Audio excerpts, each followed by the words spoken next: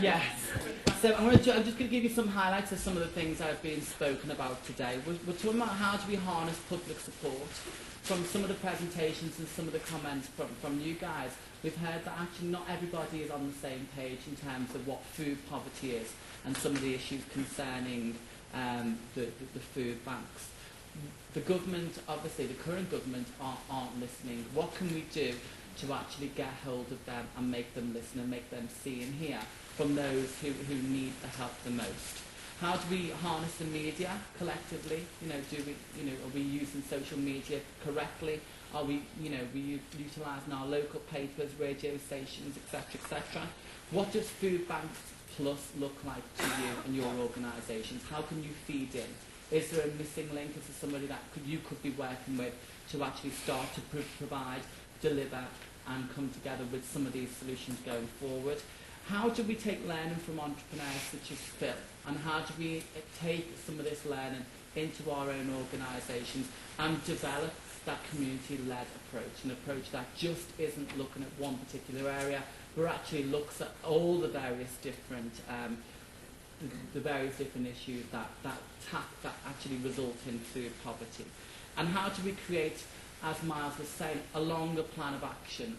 As Phil reiterated, a 5-year, a 10-year plan. What does that look like? How do we actually get hold of that and keep that going?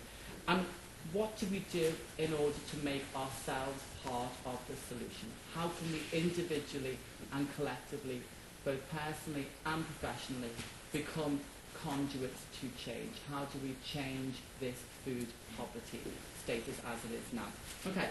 Just some of the kind of areas that I've heard from obviously the panel so far. Over to you, solutions time. Who wants to start us off? Val? One of the things I think is we're all... Just wait for the microphone so everyone can hear. Thank you. One of the things I think is there's a lot of us doing the same thing. We're all going down the same maze. And I do think we need to understand what organisations are doing better. And I think we should, one of the things I'm trying to set up in Windsor Street is what's happening with squash nutrition, what's happening with Toxic TV, and I'm putting it all together on a data bank.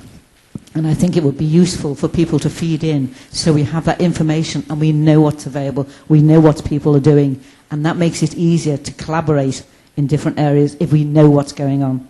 Okay, I'm going to refer you back to the blog, and that might be a useful way of everybody being able to feed back. You'll see, if you follow at Food Poverty on Twitter and actually go onto the foodpoverty.wordpress.com website, Rebecca does update the blog with upcoming events, information, etc., etc. If you do have information to share, let that be the portal where one can share it, because Rebecca's administrating and doing a great job of it. If you've got information to share, send it across via Twitter or via email. Okay. Rosie, Jolly up the top. You're going to hate me today, Nick. Where for your money, lad? Run.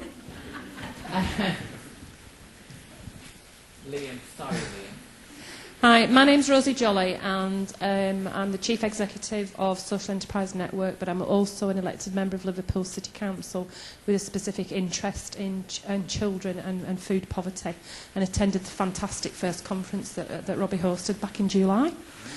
I think this is about a call to action. I want to see a show of hands at the moment. Who in this room is a parent? Okay, hands down. Who in this auditorium works for a charity or a social enterprise business? Okay, hands down. How many schools are here? That says everything. What you need to do, what we all need to do, is mobilise ourselves. We need to create a movement. We need to be going to our schools and saying, what are you doing about food? We need to be challenging them. There's a huge amount of money for Liverpool here with the school's food plan, and we need to make sure that we get some of that. We've already suffered significant cuts in the city. I think we've £157 million to find over the next couple of years before the end of 2017. We can't afford to miss out on any more funds that could come our way. So get to your schools, speak to the teachers. They all were invited here today. They were all invited through Colette O'Brien, our Director of Children's Services, and there's hardly anybody here. So we need to raise food poverty on the schools agenda. I don't care how we do it, but we've got to do it. So, you know, let's go back to our organisations. Let's think about how we can use the school food plan through Robbie and his team to create the breakfast clubs and things that we need, but also as individuals who care about the children in this city. Ask the questions, challenge the schools. We've got to do more. Thank you, Rosie. The chap up there with the white or the green jumper on, and then the chap next door with one. Just say what your name is and your organisation, please. Yeah. My name's James Holden. I'm the Northwest Regional Chef for a charity called Chefs Adopt a School. Cover all the northwest of England. I've been going into schools now for this is my 8th year, teaching young children about food education, food provenance, healthy eating, and also teaching the basic skills of cooking healthy food with fresh food. We've done a bit with parents as well. I've worked with about 40,000 children in the last 7.5 years. But that all counts for nothing when they go home and the parents haven't got the knowledge to carry on doing it as well, or they haven't got the funds to go and buy the foods. So we're addressing education here, but we're not addressing the poverty financially. That's an area that we need to do. But if you've got schools in your region that need education, well, and food, get in touch with us as an organisation. We're happy to partner anything that's going on in the poverty of Liverpool. I've worked with about 30 schools in Liverpool already on my database, and there's lots more to be hit at. But I'm more than happy to get involved with any schools and go in, give them the programme that we work with. Super, thank you. My name's Kevin Kirby. I'm from the Apprenticeship Academy, and we fund what James does up to the region of £20,000 out of mine and my business partner's own pocket. And we are looking to go into more schools and, as we said, teach some adults. But the core problem we've got is people can't afford to buy some of the produce that we're looking to get them. People are saying there's 15 core items that we need to buy. If someone can come up with them, then I will go to suppliers that I know of and I will deal with some of that. I will give my details to anyone that wants to do, and anyone that wants to contribute to what we do. We're looking to be match funded by the government at 50% at the moment. We're trying to get Jaguar Land Rover, certain other people involved in what we do. But again, a lot of it comes down to people just can't afford to buy basic items because one way or another money is being stopped, and that has to stop. Yeah, I think Robbie's got a response. I think one of the things is, and I agree with you, the big deal for me is see all that food over there. In one food bank, they'll be able to generate 8,000 times that food. And the critical thing is right now, and this is what I'm talking about, around the 15 items in the shopping list. Imagine if that was the food that we need and we could generate it as a community. And it can be done. We just need to make sure that food over there is replaced by food that people want to eat, not just need to eat. But there are the resources.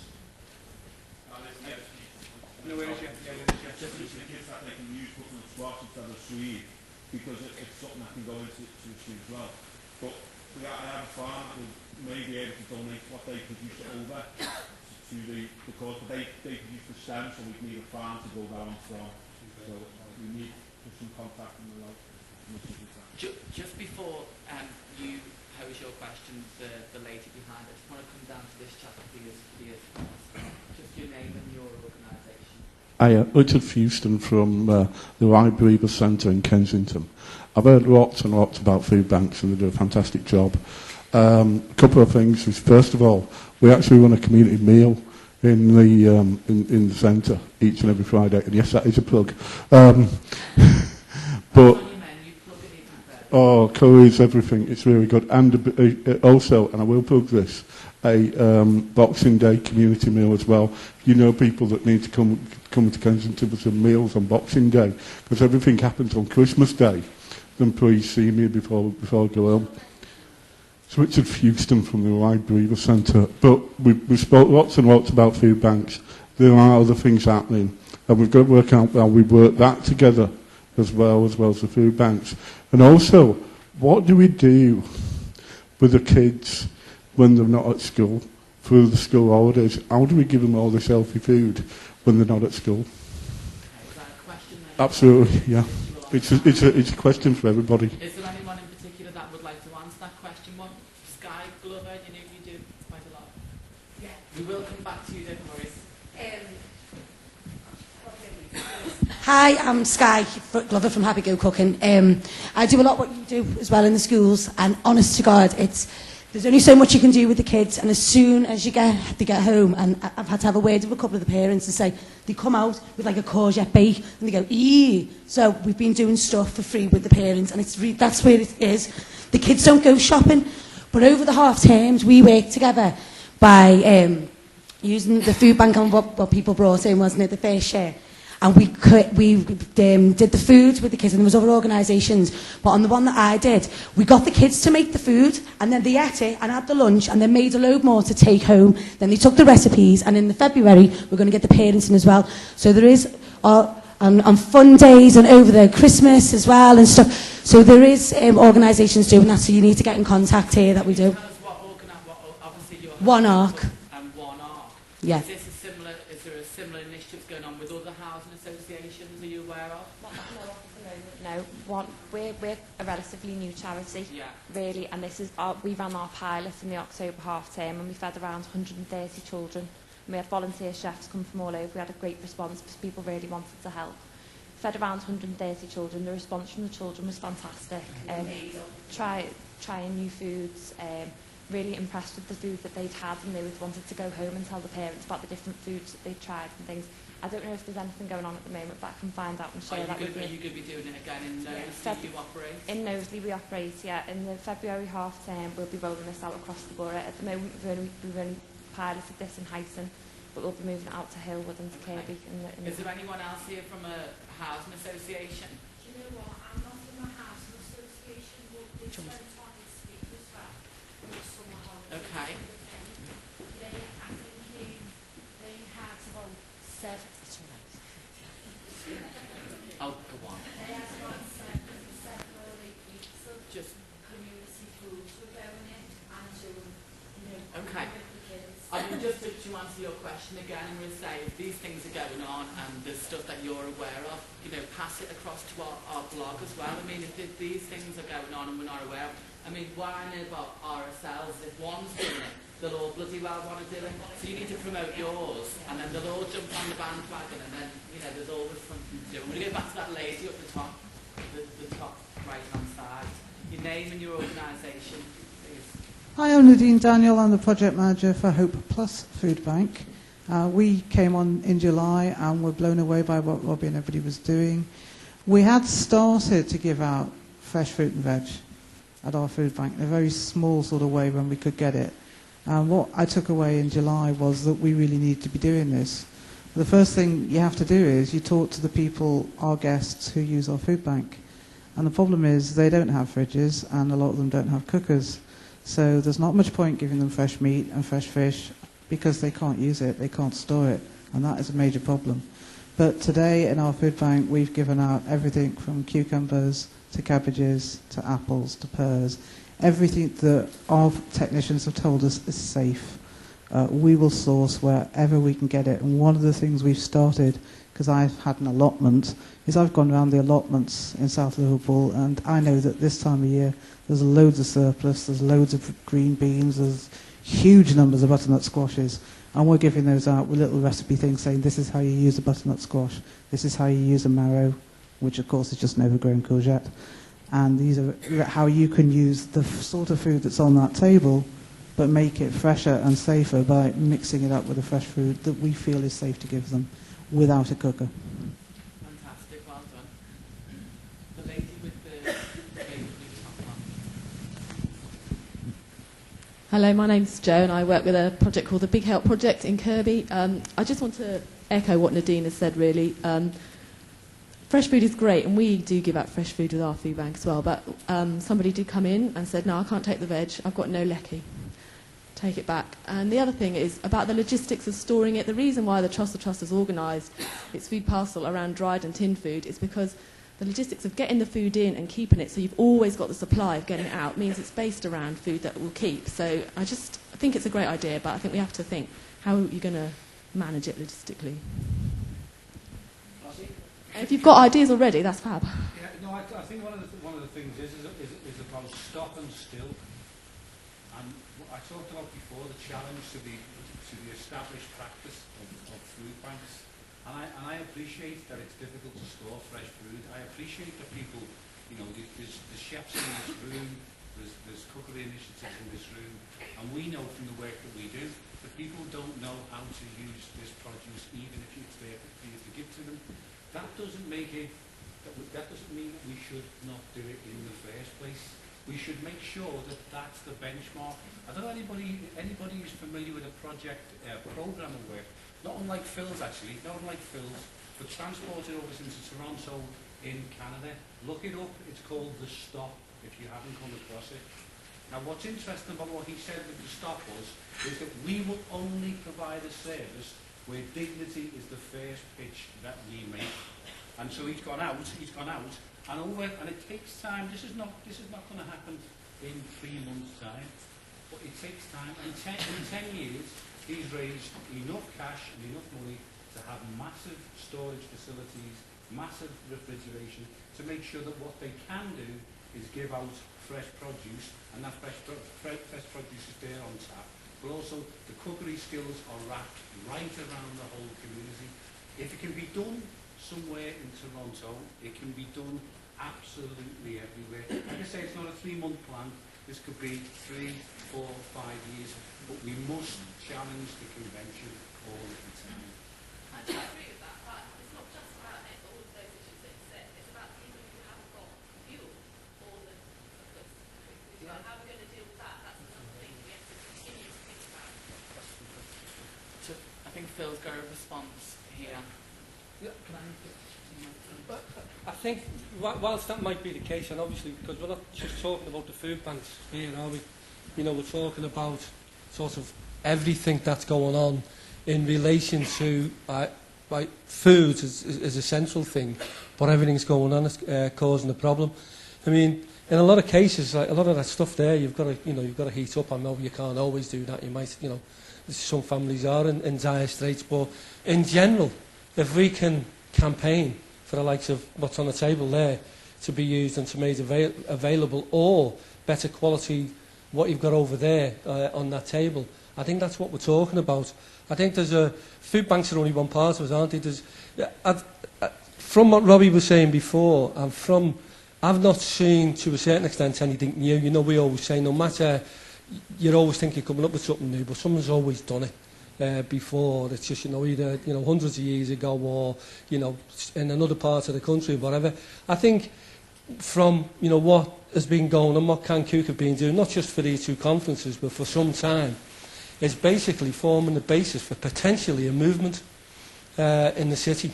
If you look at what happened with the no smoking campaign, there was a big input from the city, which actually took hold right across the country, and I know it started in other places before that. But I think if we could look at the possibility of starting a movement with all these organisations involved, there's some anchor organisations like Can Cook and other groups around who are doing a lot more specifically on food issues. But people were saying, what's going on? I've been approached a few times today for visits to the farm. People want to come and have a look at the farm to see what we're doing. Well, maybe we could create a learning partnership as part of that, where we can do visits. As I say, there's nothing new really. It's just we just need to learn off other a bit more.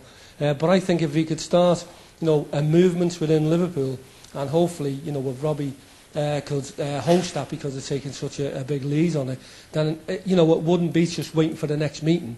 It would be a constant issue with a lot of input from all the organisations here and all the organisations who are not attending, not just on food, but all the poverty issues that cause food to be a problem. Thank you. I'm going to go to Ruth, and then this lady in grey, and then the gentleman in grey, and then I'm going to come up to you up there in the tier. Yeah, Ruth Little, ABCC. I mean, a couple of things really. I think In terms of the fresh ingredients, I mean, you know, in Anfield we deal very much with trying to look at different solutions. So we have cooking sessions, we have family food nights, we have men's only cooking on a Friday. And we do the something for the weekend so that they can cook and then take it home with them. And during the summer holidays we did that with families. So we cooked on a Friday, so we knew that the children had something over that weekend. I have to make an apology for the carbon footprint, because we do nothing for carbon footprint, because we've got 5 freezers. We buy our fresh fruit and veg from Larkins. We make stuff, we freeze it, we give out soups, we have food on the go constantly every day. So we know that there are people, and we're already starting to bulk freeze ready for those winter months, because we know from last year and the increase we've had this year that there will be a massive increase in the number of people who've got no electric and no gas. So we're already trying to preempt that by doing fresh ingredients that have got no additives, no preservatives in, to be able to make sure at least a couple of days a week people can have fresh food. In terms of the social landlords, last week we did a programme with one of our registered landlords to give out some food parcels to over 55 residents in the Anfield area, so they could come in, get a parcel and take it home. I think social landlords could be made a little bit more responsible, or could work more closely in terms of this. They know their clients, they know the people who've got cookers or haven't got cookers. You know, I've got a young man who's moved into a property, he's been there 4 months, he's got a cooker, but he can't afford to have it put in because it's a gas cooker and he needs it plumbed. So there's all those sorts of issues. And the government threw lots of money at RSLs in the terms of the financial changeover, when the bedroom tax, money to train up advisors. Now, if I'm in a social landlord and I've got money problems, I'm not going to go to my social landlord and say, can you help me, I've got money problems. You go to charities, you go to organisations that are already stretched. So I think there needs to be some work done to make sure that the money is best placed into organisations like CABs and charities like ourselves, who can impact more readily, and perhaps put something in place to support the fuel poverty that their tenants are going to face over the next few months. Can I suggest a solution just coming out of that? Is that there's a lot of empty seats in here today, and I think every single empty seat, I mean, yes, there's lots of people, but every single empty seat is a lost opportunity more than anything else. So perhaps next time, you know, if we've got relationships with RSLs or people who could potentially make that bit of difference and need that extra bit of education, let's invite them, let's bring them to the third one. It's great that we've got. And I do think our MPs and our councils and stuff can put a bit of pressure on RSLs to get more engaged in terms of food poverty and the fuel poverty as well. And then it comes to you. Hi, I'm Caroline from One Vision Housing. I don't really want to follow on from that now. I'm the health promotion officer and I work as part of a community development team. There's 7 of us in total that work to develop the community in all aspects. We've got employment and skills officers that are obviously trying to help people into work and improve their finances. I've only been there for 6 months, so I'm not sure when this started, but we do have a financial inclusion team as well that work to help people that are struggling, whether it's getting the discretionary housing payments and all that, but they actively phone the tenants to try and help them with their financial problems. We do link with a lot of other organisations like CAB and all the voluntary sector, but within our company they do quite a lot to try and help in the financial aspect as well as sort of promoting health and all the rest of it. My original reason for speaking was going back to what the gentleman up there was saying and this lady. Since, I think, May, we've teamed up with Junior Chefs Academy as well and worked with about 800 children and parents across Sefton to introduce them to sort of cooking from scratch. And we're looking to do more of that in the future, not just with them, but with anybody that wants to get involved, any companies. And it's much easier to do it in the schools than in the community, although we have done both. And it's the community that's probably more needed because the parents are there as well. So we are looking at doing that, but we want to do more of it. And then the final point I was going to make, the lady that mentioned they haven't got electricity to cook and things, one of the things maybe that we could look at is providing a venue for places for people to come and cook. So they've got all the food. If we got somewhere like I know that myself and Anne-Marie from CVS have talked about community kitchens and things in the past, which it's in the early days of discussions, but you know, if people can cook and they just haven't got the facilities to, can we provide that in as well? Thank you very much. The chap behind with the great bullet front, and then this lady up here, and then the chap up there with the blue shirt. Thanks very much. Some really inspiring projects that we're hearing about today. Sorry, Mike Lowe, I'm trustee at the Wirral Food Bank. Say some really inspiring projects I've heard about today. My point is that they're all sort of medium to long-term projects, and I'd just like to remind folks here that that certainly the Trussell Trust food banks, the reason they exist is to help people who are in crisis right now, today. And I agree that the quality of the food maybe over there isn't what we might all like to see, but say it is food that's supposed to last folks for 3 days, and they're allowed to have 3 lots of that sort of food over a period of time. If they need to go over that sort of length of time with food support, then clearly they need to be working with other agencies, and that's something that we're very clear that that's what we want to do. But I say food banks are there just to deal with how people are in crisis right now. We've heard that a lot of people don't even have electricity to cook their foods on. We're finding that on the Wirral as well. And I have to say that the state that some people come into the food bank in, the last thing they want to hear about is a cookery course that's going to be held in a few weeks' time. They don't want to hear that. They just want to get home with some food and feed the kids. Okay, can I just put something to you there? We are talking about solutions here, and we are talking about, you've stated about some of the things you've had of medium to longer term answers.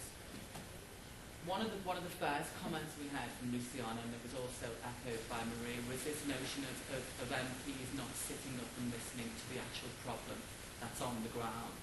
Can I ask what your food bank has done in order to gauge and harness some support in terms of turning this on its head, getting that message to Whitehall?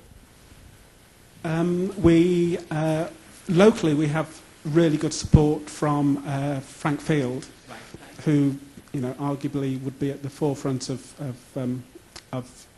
the sort of issues we're talking about today.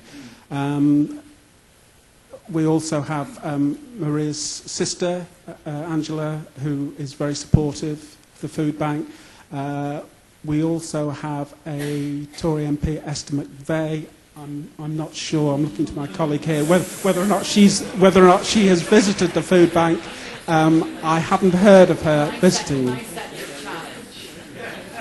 Please do. I would like to see Esther McVeigh meet some of the people, some of your customers at that food.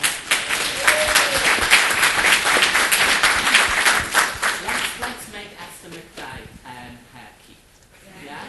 On behalf of the Wirral Food Bank, I will accept that challenge. Document that one. The lady over there with the yellow card. Hello, I'm Jane Sixsmith from Focus on Food, a national food education charity. I just wanted to agree about trying to use fresh produce more, and that idea of the poverty of food skill. One of the things that we've done recently is teamed up with Fair Share in London, because that's where they had some funding to do this, but for us to train the leaders of those charities who were receiving the food aid, so that they could offer more cooking classes. And I mean, some of the interesting foods that they say they do get in, and then they possibly have to waste, fresh foods. I mean, they talk to us about quail, and I know that sounds very posh, but it's just a little bird, a little chicken, I suppose. But they wouldn't know what to do with that, and then ultimately that would just be food wastage. But some of these projects then cook together and make what would be a sort of a ready meal that then people can then take home and reheat in the microwaves if they haven't got cookers. So that to me is a sustainable model where you're training the people who are leading the projects to work with their clients. Thank you very much. The chat up the top there with the blue shirt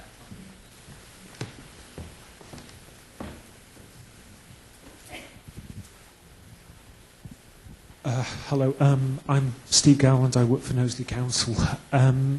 We ran, the gentleman down at the front mentioned what happens during school holidays and that kind of thing. We ran a very small and very hastily put together project over the summer, which was funded partly by Halewood Town Council and a local community group that we encouraged to apply for a bit of funding. The end result was that we were able to serve just short of 800 meals over that 6-week period. It was very much shooting in the dark. We didn't know whether we actually hit the people that we meant to hit, but part of the criteria was that didn't really matter. The main thing was actually to get people fed during that particular period of time. The difficulty was that we've been kind of struggling to find what the next step is after completing that piece of work. And we think we've actually, from today's discussions, actually found the next step. Partly because we're going to have discussions with Laura from One Arc in a couple of weeks' time. Hi. And you as well. But some of the things that have been mentioned today, like the 15 ingredients into 10 meals, dead simple, incredibly inspiring stuff. And what we want to try and do is maybe do something like that in Halewood, if we could have a conversation with Maria at the end of today. But it isn't done in isolation. As has been mentioned, the partnership is the way to get things done. So we are working with the Trussell Trust. They within Knowsley have quite freely admit that they would love to give fresh fruit and veg out if they could when it's available. But there's practical storage issues, as has been mentioned already.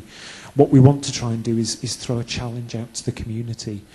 And the other side of it is that from our point of view, we want to create more community groups. This may well be the one subject that does knit everybody together. So that's a piece of work that we're going to concentrate on between now and the next conference. That's brilliant. Put your hands together.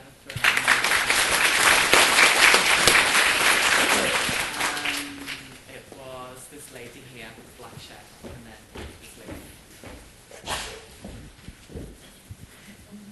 Hello, my name's Pearl Roberts. I manage the Community Health Ambassador team from Liverpool. We're funded by Liverpool City Council Public Health.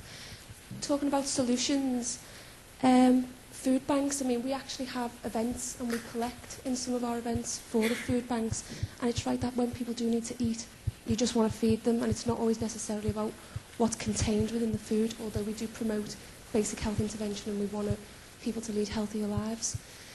If the food bank, it'd be great because there's lots of things working. I kind of sit in public health and know, and I still don't know everything that's out there to signpost people to, and I kind of work within it. So for people who are in need, they don't always kind of know what's out there and what they can access.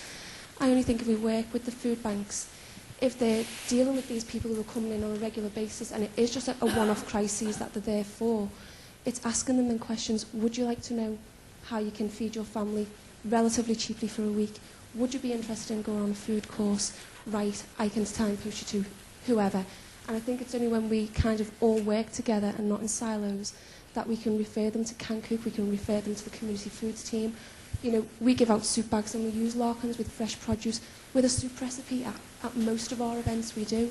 But I think it's only coming together and utilising each other's services and knowing what's out there. And I know that's a challenge in itself. Analogy of, you know, in order to get to Waterloo Station, you need to know what Yeah, and there's always funding that comes and goes, and sometimes it's not sustainable. So there'll be a great big piece of marketing about something great that's being funded, but then it's gone next year. But it's just about, you know, keeping them lines of communication open. But if the food banks could, and as I say, we work with a number of them across the city. I mean, that might be something again for the blog of trees and animals. It's a shortcut to the blog in that way. The blog is instant, you see it, hear it. But a database which we can all contribute to with information and a data bank we can all access, and when they come along, you just go to the data bank and you know who's there to deal with it. It's like signposting, I think it's important. Okay, well I think, you know what, I think that's a conversation maybe for Rebecca and Robbie potentially take forward. I'll come to the rest of you in a second. I'm conscious that this lady here. I had a hand up first. We've got time for 2 more comments, 3 more comments. I'll be quick. My name's Amy Leach. I'm from the Soil Association. We lead the Food for Life Partnership, which is transforming food culture in 20% of schools in the UK, addressing the food poverty and knowledge poverty problems. We also run the Sustainable Food Cities programme, and we know change at scale can happen if it's coordinated, and I'd agree with your point about it needed to be joined up.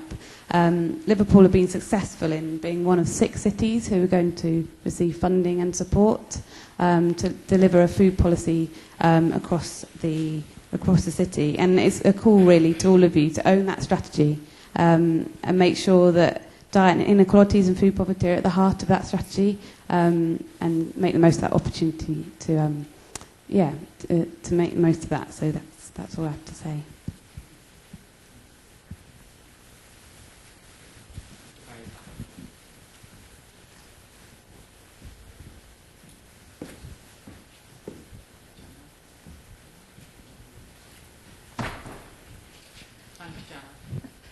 Gemma Jerome, my organisation is At Home on the Earth. I'd like to kind of make a contestation with some things that have been said today. Just very recently, that I don't agree that fresh food needs to be refrigerated. Quite a lot of. So if we're holding that up as an obstacle, I think we need to kind of examine that a bit. So I want to take away, personally, I'm having you all as witnesses. I'll go away and do some empirical research on how we can remember how we stored food before we had electricity, and it wasn't that long ago. Tonight I'd like you all go home and plug your freezers. Okay, and we were going to, I'm trying to find people who haven't spoken. We're going to this chap here, the chap over there. Oh, just calm yourself down. The chap there, then the chap here, and then we're going to finish with the chap with the maroon tie on. Yeah, I think you... What's your name? Yeah, sorry, Paul Cipriano from Praxis. And I almost have to pinch myself, really, to think this is real. It almost feels surreal in the sense of what we're talking about in terms of feeding people. And just to pick up what Maria said, you know, we're the 7th wealthiest country in the world. So this isn't about poverty in terms of national poverty, it's about inequality. And the fact that we've got 1.3 million families, not people, families in poverty, and 400,000 of those are working families, you know, says it all in many ways. So I think we have to think strategically and not just locally. Strategically, often it gets dismissed as sort of being utopian. But it seems to me that the school food plan, great, you know, at one level, you know, the evidence is there that kids thrive if they're given sort of good nutrition and, you know, do that in schools. Well, why don't we actually feed all kids at all levels in schools 3 meals and just use, you know, progressive taxation for paying for it? That seems to me it's utopian, okay, but, you know, it's absolutely feasible. What we have is a government that's really committed to, in many ways, trying to destroy the welfare state, I think. And certainly, you know, getting people to think individually rather than collectively. So the sort of stuff that Phil's doing is absolutely brilliant. It's not just linking up stuff at a local level. It's that grassroots stuff, and it's building solidarity. And somebody else said something about, you know, doing stuff within communities. I think that's absolutely vital. So we have to think both and act. You know, think strategically, try to bring change and influence party politics at that level, but also work to build solidarity amongst our communities. Brilliant. Thank you very much. This chap down at the front. Andy Hubbard, beekeeper, food bank volunteer in Stockbridge. Stockbridge was in The Economist this week, where it was described as kind of culturally bereft. Not only was it geographically isolated, but it was kind of culturally a long way behind everywhere else. And I suppose it's my kind of comment is a kind of complaint really about whether 2 cultures of food are operating here. There's a kind of culture that people, agencies from outside arrive in that community. And that community, because of the level of deprivation, has been on the receiving end of a lot of funding. But there seems to be like a real blind spot for the indigenous culture within that community, which is one where kind of foraging, where kind of living off the land is still very kind of prevalent. You have people who kind of hunt with dogs. They will kind of catch rabbit. But the agencies coming within that community will never show the people who live there how to skin a rabbit. And to kind of echo the kind of point made earlier about Michael Pollan talks about, we should eat the food that our grandmothers recognised as food. And I have very vivid memories of my grandmother skinning rabbits on the kitchen table. So I think I'm asking for more acknowledgement amongst the professionals that those communities aren't bereft, that they do have skills, they do have kind of food skills and food gathering skills, but they're off the radar of many of those kind of agencies of food. Because that's the rabbits of Liverpool. One last comment, Rose, and then we're going to go to somebody over here, the chap with the maroon tie.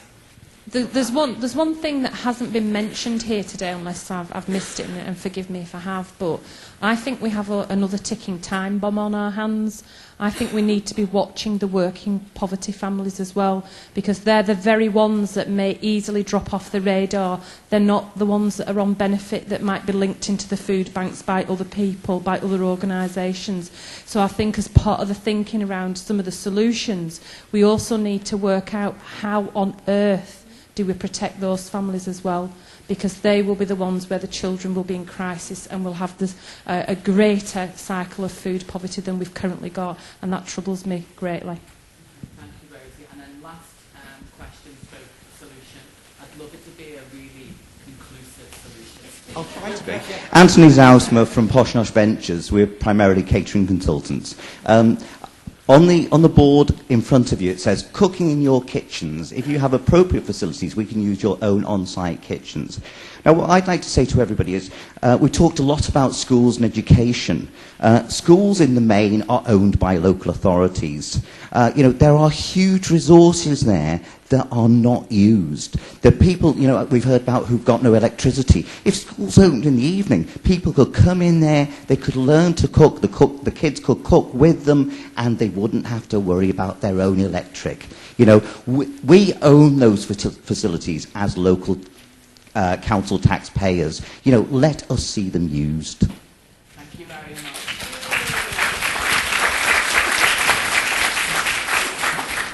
Right, Rosie's going to close today's session. Thank you very much for your comments, solutions, and the rest of it. But really, it's about taking some of those actions, some of those commitments away, and continuing these dialogue going forward, especially Ms. McVeigh. Just to finish off quite quickly, one of the things we talked about was a working party. I've picked up a whole load of. I've written down the list. We've got Focus on Food, we've got Happy Go Cooking, we've got Chefs at After School, we've got Junior Chefs Academy. I've heard of Food Cycle today, and Where Can Cook, and there are plenty of others. What's interesting about this is we are all scrapping to try and make a little difference somewhere. And that little difference, to be quite honest, doesn't make that big a difference when it's applied in this way. What we try to do is to bring together, resources are tight, we're all fighting for resources, of course we are, but also resources are tight, we're all wasting our resources by overlapping on each other, and we need to make sure that that doesn't happen going forward. We've suggested bringing together a working party, and I don't want people just to come along and have a chat. I want us to come along and say, so what's your plan, and how can we be part of that plan? And you know what? If someone's doing it, I don't want Can Cook to be involved in it, but I need to know that that's going on before we go shopping somewhere else with our services for those valuable resources that we will waste if we overlap with somebody else. I'm going to make another, and I'm sorry for those who are in housing associations who are here, right? Because I've got a housing association background, I know what how housing associations function. Let me tell you, everybody here, not the people here because they're providing fantastic work, but everybody's in the region of a housing association. They are cash-rich organisations that can make a massive difference in their community. When I said before about lobbying, right? Lobby your housing association to make a difference around food poverty, because that will make a massive difference in your local community. So think about that as a piece of work. Think about how you join it together, and think about how we all collectively work together to make sure that we're not wasting our resources. We're going to run this, we're going to run the third part of the conference cycle in first week in March. We'll all be back here. I'd love to see loads of housing associations having a go at me for what I've just said next time. I'd love to see loads of schools here. We tried to get every single school here and only 2 or 3 showed up. What does that say about their reaction to food poverty? So please go out there and please, use some of the words I've just said and the words of everybody here to make sure that next time we don't have an empty seat, because the third part will be the last part of really making a difference. Thanks for your time. Cheers.